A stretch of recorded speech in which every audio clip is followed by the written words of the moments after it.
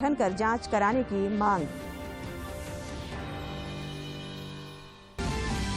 दुनिया भर में कोरोना संक्रमण के मामलों में आई कमी। झारखंड में पिछले 24 घंटे के दौरान कोविड के 318 नए संक्रमितों की पहचान, जबकि 363 संक्रमित हुए स्वस्थ। और राज्य भर में दिख रहा है मौसम का बदलता मिजाज। कहीं गरज के साथ हल्की फुहारें तो कहीं छाए रहे बादल।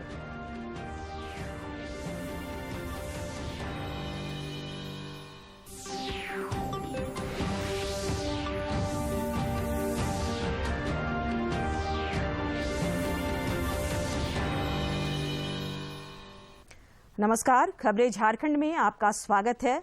मैं हूं संध्या देमता और समाचारों में आगे बढ़ने से पहले ये संदेश। देश के कई हिस्सों में कोरोना संक्रमण तेजी से फैल रहा है। हमारी अपील है कि आप सतर्क रहें और 15 से 18 वर्ष के किशोरों सहित अन्य लोगों के टीकाकरण में मदद करें। कोरोना वायरस के नए स्वरूप ओमिक्रॉन से चिंता बढ़ी है। सुरक्षित रहने के लिए कृपया 3 सरल उपायों का पालन अवश्य करें। मास्क पहनें, 2 गज की सुरक्षित दूरी बनाए रखें, हाथ और चेहरा साफ रखें। कोविड से संबंधित किसी भी जानकारी और मार्गदर्शन के लिए राष्ट्रीय हेल्पलाइन नंबर 011239780046 और 1075 पर संपर्क करें। और अब समाचार विस्तार से। मुख्यमंत्री हेमंत सोरेन की अध्यक्षता में राज्य मंत्रिमंडल की आज बैठक हुई। बैठक में राज्य हित से जुड़े कुल 63 प्रस्तावों पर मुहर लगी। कांची नहर के पुनरुद्धार और लाइनिंग कार्य के लिए 30 करोड़ रुपए के प्रस्तावों को मंजूरी दी गई। एक अन्य प्रस्ताव में झारखंड पर्यटन नीति को घटनोत्तर स्वीकृति दी गई। बैठक में खाद्य आपूर्ति, पथ निर्माण और कल्याण विभाग के कई प्रस्तावों को मंजूरी दी गई। वहीं राजधानी रांची के सिरमटोली, राजेंद्र चौक, गोलचक्कर से मेकन चौक तक बनने वाली 4 लेन फ्लाईओवर निर्माण के लिए 337 करोड़ रुपए की स्वीकृति दी गई।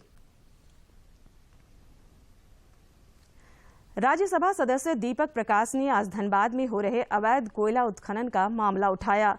इस दौरान उन्होंने कहा कि अवैध उत्खनन से जान माल की क्षति हो रही है। उन्होंने केंद्र सरकार से एसआईटी गठन कर जांच कराने की मांग की। शून्यकाल में सदन का ध्यान आकृष्ट कराते हुए श्री प्रकाश ने कहा कि निरसा क्षेत्र की 3 कोलियरियां बंद पड़ी हैं और वहां धड़ल्ले से अवैध उत्खनन किए जा रहे हैं। पिछले दिनों इस कार्य में लगे 10 लोगों की मौत हो चुकी है, जबकि 20 लोग घायल हुए हैं। राज्य के वित्त एवं खाद्य मंत्री रामेश्वर उरांव ने भोक्ता, देशवारी और खरवार समेत अन्य जातियों को अनुसूचित जनजाति श्रेणी में शामिल करने के फैसले का स्वागत किया है। उन्होंने इसके लिए केंद्रीय मंत्री अर्जुन मुंडा को बधाई देते हुए कहा कि वे खुद भी पिछले कई सालों से इस समुदाय के लोगों को उचित दर्जा दिलाने के लिए प्रयासरत थे। श्री उरांव ने कहा कि अब इस समुदाय के लोगों का सामाजिक और शैक्षणिक विकास तेजी से हो पाएगा।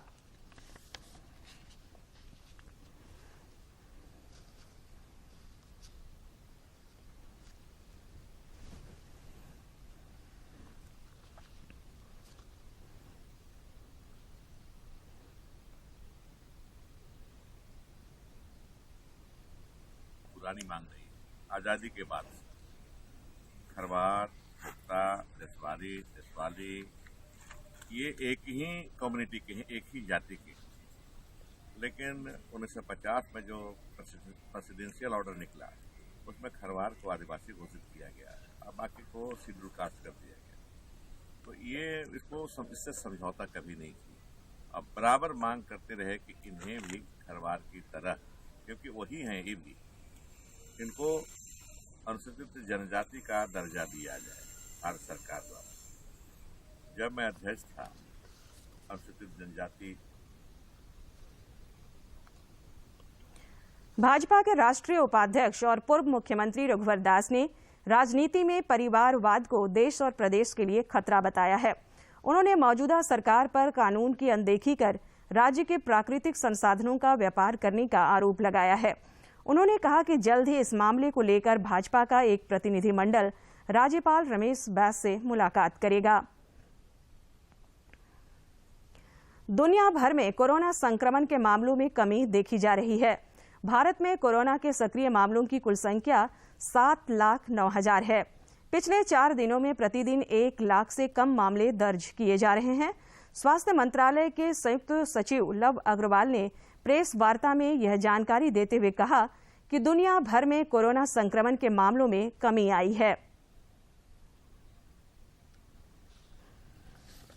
अगर हम इंडिया की स्थिति देखें तो हम पाते हैं कि ओवरऑल एक्टिव केसेस देश में अभी 7.9 लाख के करीब हैं। एवरेज डेली केसेस पिछले एक हफ्ते में औसतन 96,000 के करीब आए हैं और जैसे कि हम पिछले 24 घंटे का डेटा देखें तो पाते हैं कि पिछले 24 घंटे में 67,084 केसेस रिपोर्ट हुए हैं। यहां हम ये हाईलाइट करना चाहेंगे 1 लाख से कम संख्या में केसेस पिछले 4 दिनों से देश में नोट किए जा रहे हैं, जो कि एक बहुत पॉजिटिव न्यूज है। और हमने यह भी देखा कि हमारे यहां पर जो एक हाई सर्ज नोट किया गया था इस समय पर, जो कि 21 जनवरी को था, जिसमें 3,47,254 केस रिपोर्ट हुए थे, वह हमने इससे पहले के देश में जो सर्ज नोट किए थे उससे कम संख्या, यानी कि वहां पर जहां 7 मई को 4,14,000 केसेस नोट हुए थे उससे भी कम रहा है। इसी डेटा को फर्दर एनालाइज करें तो हम पाते हैं जहां 21 जनवरी को देश में 3,47,254 केस एक दिन में रिपोर्ट हुए थे, वह संख्या अब घटकर 67,084 हो चुकी है। यानी कि अब हम देख रहे हैं कि approximately 20% of the surge which we have noted on 21 January, अब हमारा 80% reduction cases during the daily जो नोट किया जा रहा है।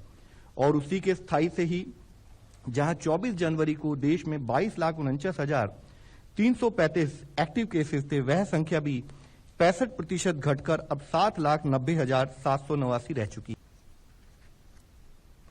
इधर झारखंड में पिछले 24 घंटे के दौरान कोविड के 318 नए संक्रमितों की पहचान की गई है, जबकि 363 संक्रमित स्वस्थ भी हुए हैं। स्वास्थ्य विभाग की ओर से जारी आंकड़ों के मुताबिक कोविड के 2,227 मामले सक्रिय हैं। देश में कोविड के खिलाफ जारी जंग में टीकाकरण अभियान तेज गति से जारी है।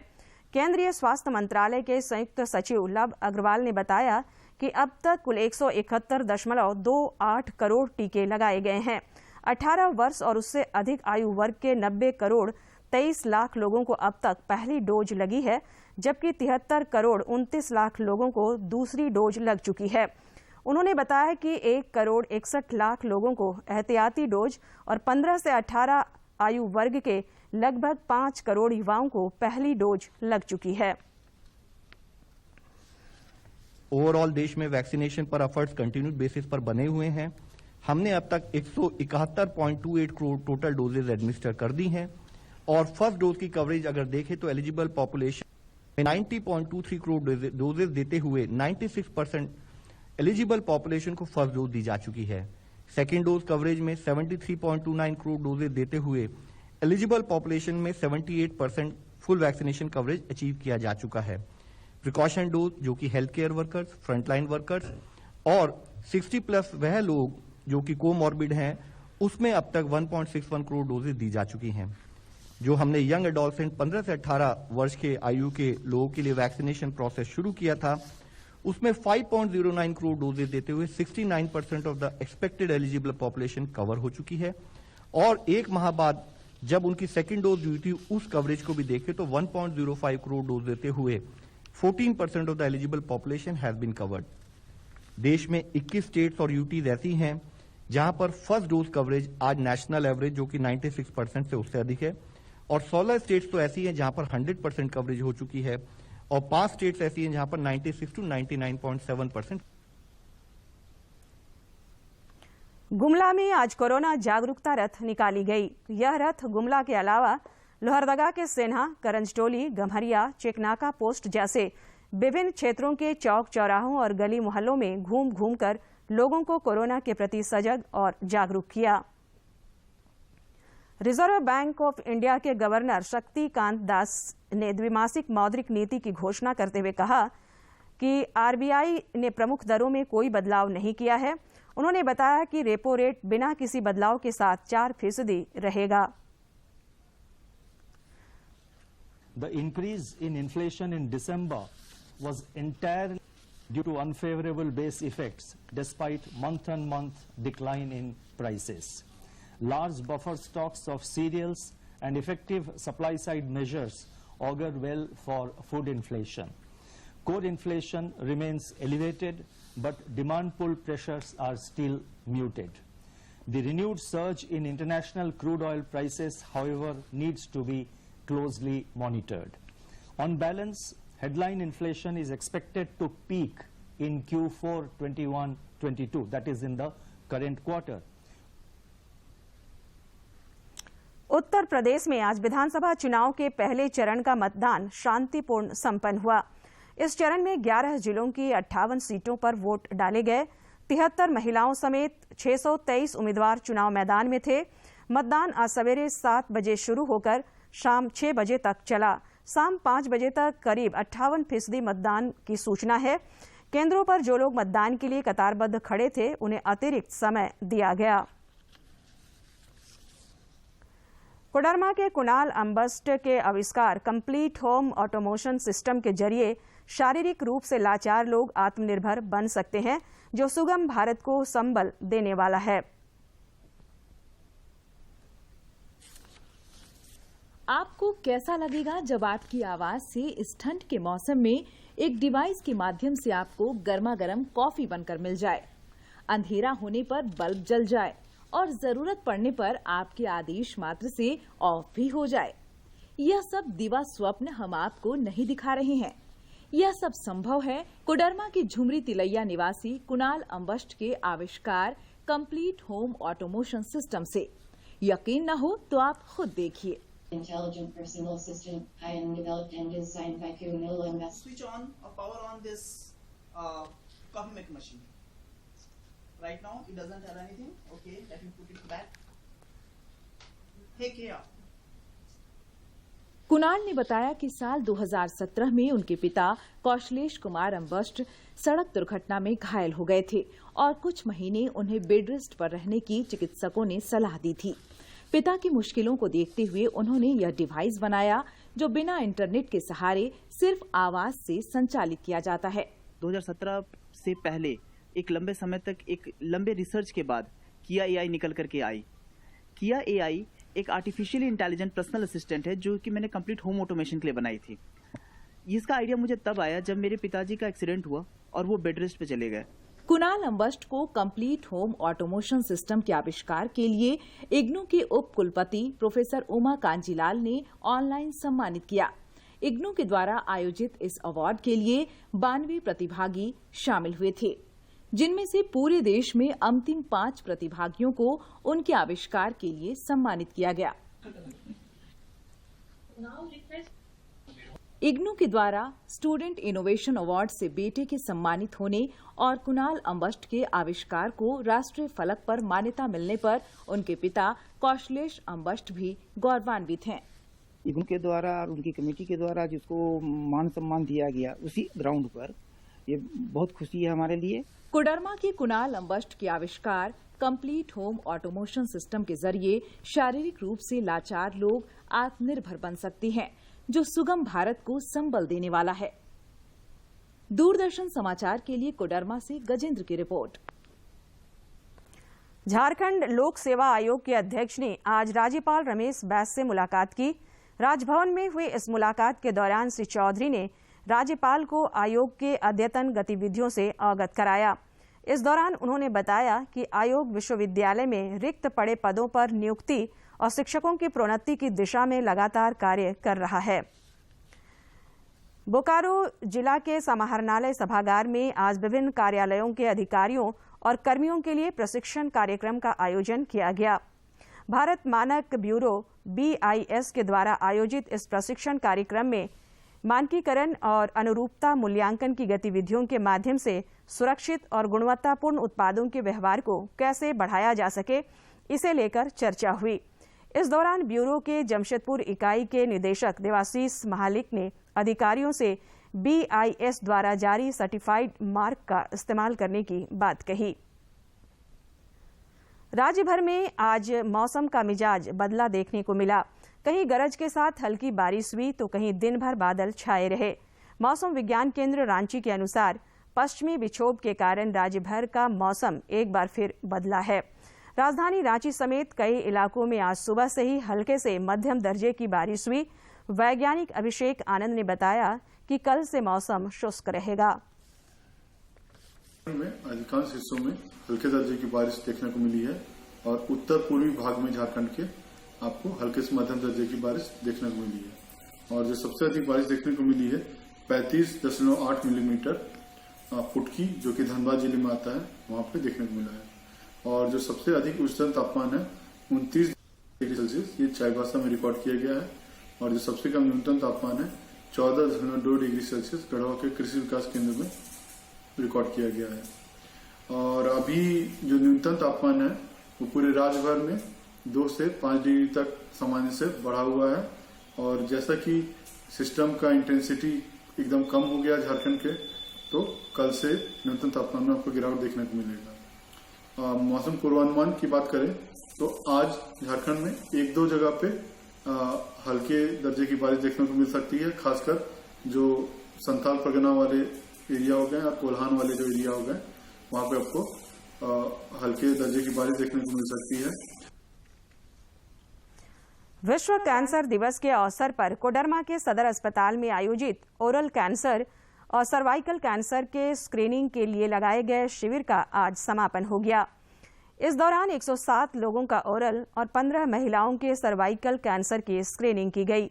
वरीय दंत चिकित्सा पदाधिकारी डॉक्टर शरद कुमार और महिला चिकित्सक डॉक्टर चेलना जैन के नेतृत्व में मेडिकल टीम ने स्क्रीनिंग कार्य को पूरा किया। और अब कुछ खबर राज्य के विभिन्न जिलों से।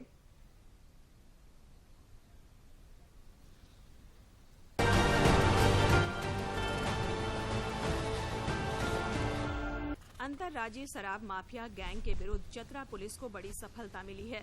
एसपी राकेश रंजन को मिली गुप्त सूचना के आधार पर गठित टीम ने वशिष्ठ नगर जोरी के प्रतापपुर मोड़ के समीप वाहन चेकिंग अभियान के दौरान करीब 4 लाख रुपए का अवैध अंग्रेजी शराब की खेप को पकड़ा। इस दौरान राजस्थान का एक तस्कर भी गिरफ्तार किया गया। लातेहार के मरंगदहा जंगल में प्रतिबंधित नक्सली संगठन जेजेएमपी और पुलिस के बीच मुठभेड़ की खबर है। पुलिस ने इलाके की घेराबंदी कर सर्च ऑपरेशन शुरू कर दिया है। इस दौरान भारी मात्रा में दैनिक सामग्री की चीजें बरामद हुई है।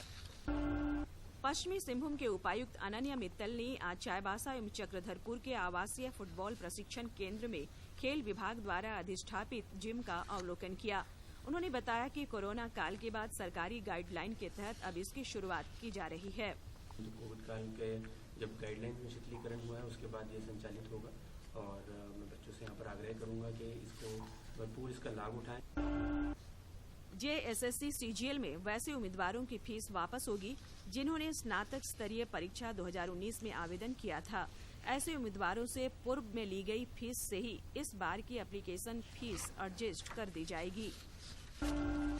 2 वर्ष पूर्व खूंटी जिले के एक गांव में 9 वर्षीय नाबालिग से दुष्कर्म मामले में पोक्सो एक्ट की धारा 6 के तहत खूंटी न्यायालय ने आरोपी को 20 साल की सजा और 1 लाख रुपए जुर्माने की सजा सुनाई।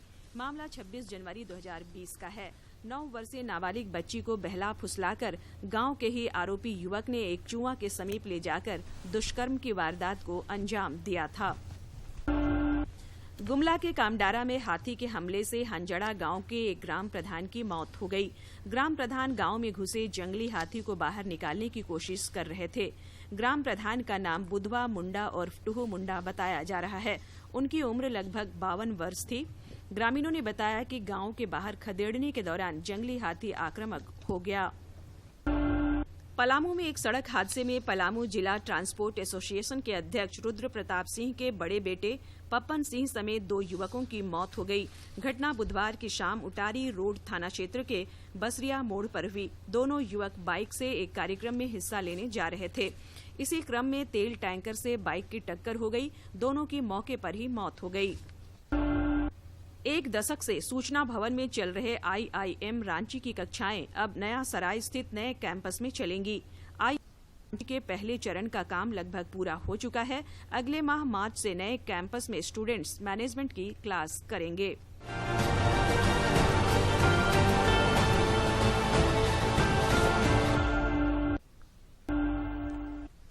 कोडरमा जिले में आज राष्ट्रीय कृषि और विकास बैंक नाबार्ड की ओर से आजादी का अमृत महोत्सव कार्यक्रम का आयोजन किया गया। इस अवसर पर नाबार्ड के अधिकारी ने 40 साल से बैंक द्वारा विकास कार्य के लिए किए गए कार्यों को सबों के सामने प्रस्तुत किया। उन्होंने कहा कि झारखंड में विभिन्न योजनाओं के अंतर्गत नाबार्ड ने अब तक 13,299 करोड़ रुपए ऋण मुहैया कराया है। खूंटी जिले के अड़की में आज रक्तदान शिविर का आयोजन किया गया। जिला प्रशासन की ओर से जिला कल्याण अस्पताल में आयोजित इस शिविर में सेना के जवान सहित आम लोगों ने भी बड़ी संख्या में हिस्सा लिया।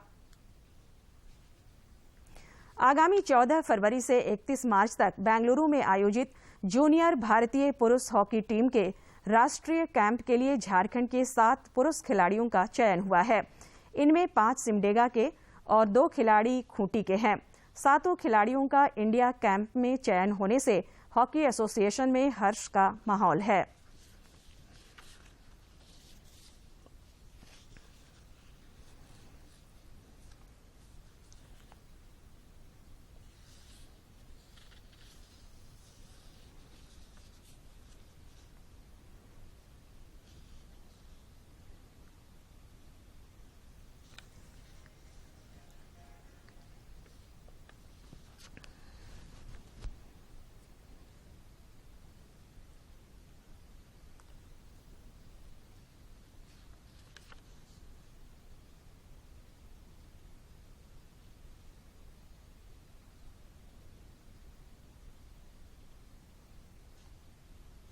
के 2 हॉकी खिलाड़ी डेनिस क्रिकेटा और असीम तिर्की सहित झारखंड के 3 हॉकी खिलाड़ियों का चयन भारतीय जूनियर पुरुष हॉकी टीम के राष्ट्रीय कैंप के लिए हुआ है, जो झारखंड और जिला के लिए बहुत बड़ी उपलब्धि है। बालिकाओं में तो हम लगातार अच्छा प्रदर्शन कर रहे हैं, हमारे खिलाड़ी लगातार कैंप में आ रहे हैं, लेकिन कई वर्षों के सुखा के बाद पुरुष टीम में भी हमारे 3 खिलाड़ी, जिसमें हमारे सिमडेगा के 2 खिलाड़ी हैं, बहुत बड़ी उपलब्धि है। सिमडेगा जिला के करोमिया महतो टोली से जो असीम तिर्की हैं, उस गांव में खेल का मैदान नहीं था, हॉकी सिमडेगा ने वहां मैदान बनाया। उसके अलावा ननगढ़ा का डेनिस क्रिकेटा है, वहां से जो खिलाड़ी आ रहे हैं, बहुत बड़ी उपलब्धि है। सिमडेगा जिला में जहां हॉकी सिमडेगा लगातार प्रयास कर रहा है कि खिलाड़ी आगे बढ़े, जिसका परिणाम अब दिख रहा है कि बालिकाओं के बाद अब हम लोग वही सोच रहे हैं, बहुत दिन के बहुत मुकाम के बाद में हम लोग का सिलेक्शन हुआ है, तो हम लोग का हुआ है तो हम लोग भी आगे कुछ करके दिखाएंगे। वही उम्मीद लेके हम लोग सब जूनियर में 3rd प्लेस लाए थे, फिर स्कूल नेशनल में 2nd प्लेस लाए थे, और हम लोग को लगता था कि हम लोग अच्छा करते जा रहे हैं, तो हम लोग को भी प्राउड फील हो रहा था कि हम लोग। लातेहार के उपायुक्त ने आज जन वितरण प्रणाली से जुड़े योजनाओं की समीक्षा बैठक की। आपूर्ति विभाग द्वारा संचालित इन योजनाओं का लाभ ग्रामीणों तक कैसे पहुंचे, इसे लेकर बैठक में चर्चा की गई। वहीं उपायुक्त ने ग्रामीण क्षेत्रों में जन वितरण दुकानदारों द्वारा राशन वितरण में की जा रही अनियमितताओं पर रोष प्रकट की। उन्होंने कहा कि ऐसी अनियमितताओं को बर्दाश्त नहीं किया जाएगा। लोहरदगा जिले के विभिन्न चौक चौराहों पर हड़िया दारू बेचने वाली महिलाएं अब इस धंधे को छोड़कर स्वयं सहायता समूह से जुड़कर आत्मनिर्भर बन रही हैं। लोहरदगा समाहरणालय मैदान के निकट दीदी भोजनालय चला रही ये महिला कभी हड़िया दारू बेचने के काम में जुटी थी, लेकिन सरकार के प्रयास और प्रोत्साहन से अब अनीता देवी जैसी कई महिलाएं आजीविका सखी मंडल से जुड़कर आर्थिक रूप से आत्मनिर्भर बन रही हैं। सर मुझे सजेस्ट किए कि कहीं होटल खोल लो तो डेली का कुछ भी इनकम हो जाएगा, डेली का इनकम हो जाएगा। आजीविका सखी मंडल समूह से जुड़ी महिलाएं पहले सरकारी मीटिंग या अन्य पार्टियों में खाना बनाकर डिलीवरी करती थीं, लेकिन इस तरह के आयोजन काफी कम होने से उन्हें हमेशा रोजगार नहीं मिल पाता था। इसलिए इन महिलाओं के समूह ने समाहरणालय के निकट प्रशासन की अनुमति से दीदी भोजनालय खोलने का निर्णय लिया। पूजा आजीविका सखी मंडल का हम लोग एक ग्रुप है, वही ग्रुप से फिर हम लोग होटल खोले हैं। हड़िया दारू बेचने वाली अन्य महिलाएं भी अब इसी तरह से आजीविका महिला समूह से जुड़कर स्वरोजगार के अन्य माध्यमों से आर्थिक रूप से आत्मनिर्भर बन रही हैं। दूरदर्शन समाचार के लिए लोहरदगा से आसिफ रजा की रिपोर्ट। रांची में महिलाओं का एक समूह विभिन्न फलों और पान के पत्तों से गुलाल तैयार कर रहा है, जो बहुत ही तेजी से लोकप्रिय हो रहा है और बड़े पैमाने पर इन्हें ऑर्डर भी मिल रहा है। रांची में महिलाओं की एक टोली ऐसा गुलाल बनाने में जुटी है जो सुगंधित होने के साथ साथ सेहत से भी भरपूर है। यह खाने में स्वादिष्ट तो है ही, लगने के बाद यह आपके चेहरे को और भी निखार देगा। आपको मेरी ये बातें थोड़ी अटपटी लग रही होंगी, क्योंकि गुलाल तो खाने में नहीं बल्कि होली के मौके पर एक दूसरे के चेहरे पर लगाने के काम आता है। यही नहीं, अमूमन इससे चेहरा निखरता नहीं बल्कि इससे कई तरह के स्किन प्रॉब्लम्स हो जाते हैं। तो आपको बता दें कि मेरी बात 100% सच है। हम जिस गुलाल की बात कर रहे हैं, दरअसल वह फलों और पान के पत्तों से तैयार होता है। लोगों ने इसे ऑटोमेटिक तरीके से बनाने का कोशिश किया है और अभी से हम लोग प्रोडक्शन शुरू कर दिए हैं। हम लोगों के पास ऑर्डर्स भी हैं और आने वाले दिनों में हम लोग इसमें और कई वैरायटीज लाने का कोशिश कर रहे हैं। होली में हालांकि अभी काफी वक्त बाकी है, लेकिन अपने गुणों के कारण यह गुलाल कम समय में ही लोगों की पहली पसंद बन गई है और देखते ही देखते बाजार में इसकी मांग अपने उत्पादन लक्ष्य के बहुत ही करीब पहुंच गई है। युवा तरक्की नहीं करेंगे, महिलाएं तरक्की नहीं करेंगी, तब तक देश तरक्की नहीं कर सकता है। तो ये हमारा मानना है, इसीलिए हम लोगों ने ज्यादा से ज्यादा युवाओं और खास करके महिलाओं को रोजगार के अवसर प्रदान किए। इन महिलाओं की कुछ अलग करने की लालसा ने इनके भविष्य के लिए एक मजबूत नींव तैयार कर दी है और ये तेजी से आर्थिक संबल की ओर बढ़ रही है। तो हम लोगों को ऑर्डर्स मिल चुके हैं और वी होप कि हम लोगों का ये लोगों को पसंद आए। होली का रंग ऐसा कि अंधेरा घबराए, गुलाल हो ऐसा कि सबके जीवन में खुशियां लाए। इसी आशा और विश्वास के साथ ये महिलाएं भी फ्रूट गुलाल बनाने में तल्लीन है कि होली इनके जीवन में खुशियों की बारिश करेगा। रांची से अवधेश गौतम के साथ मैं दिवाकर कुमार। दूरदर्शन झारखंड पर पल पल की खबरों से जुड़े रहने के लिए आप हमारे social media platform Twitter, Facebook और यूट्यूब से जुड़ सकते हैं, क्योंकि खबरों से जितना बाखबर रहना जरूरी है, उससे ज्यादा जरूरी है सटीक, संतुलित और निष्पक्ष समाचार। हमारा ट्विटर हैंडल है DD न्यूज झारखंड और फेसबुक पेज है RNUDDK। आप हमें YouTube channel Jharkhand DD news पर भी देख और सुन सकते हैं। और अब आखिर में इस बुलेटिन के मुख्य समाचार एक बार फिर। राज्य मंत्रिमंडल की बैठक में कुल 63 प्रस्तावों को मंजूरी। कांची नहर पुनरुद्धार और लाइनिंग कार्य के लिए 30 करोड़ रुपए के प्रस्ताव समेत कई प्रस्तावों पर लगी मुहर। राज्यसभा में सांसद दीपक प्रकाश ने उठाया धनबाद में हो रहे अवैध कोयला उत्खनन का मामला। केंद्र सरकार से की SIT गठन कर जांच कराने की मांग।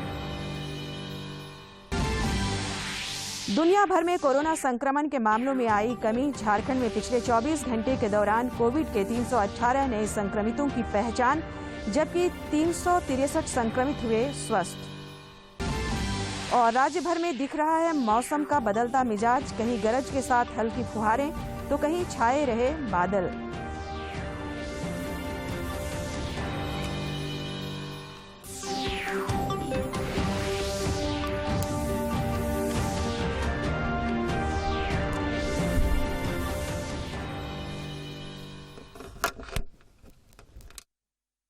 अभी आएगा। अरे बोलो ना माँ, कब आएगा? बोला ना, अभी आ जाएगा। ये ले, आ गया कुआं। अरे कुआं नहीं माँ, हमारे घर नल से जल कब आएगा? नल से जल? अरे गुड्डी, बहुत जल्दी आएगा पानी। जल जीवन मिशन आ चुका है। हम एक कदम उठाएंगे तो सरकार 10 कदम उठाएगी। सच? तुम्हारे मुंह में घी शक्कर। घी शक्कर नहीं माँ, स्वच्छ जल। 2024 तक देश के सभी 19 करोड़ घरों में पहुंचेगा पीने का साफ पानी।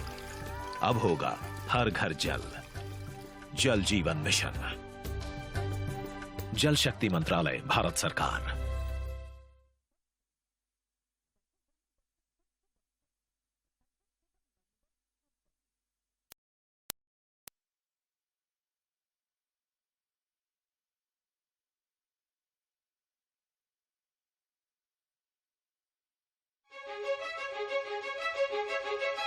Thank you.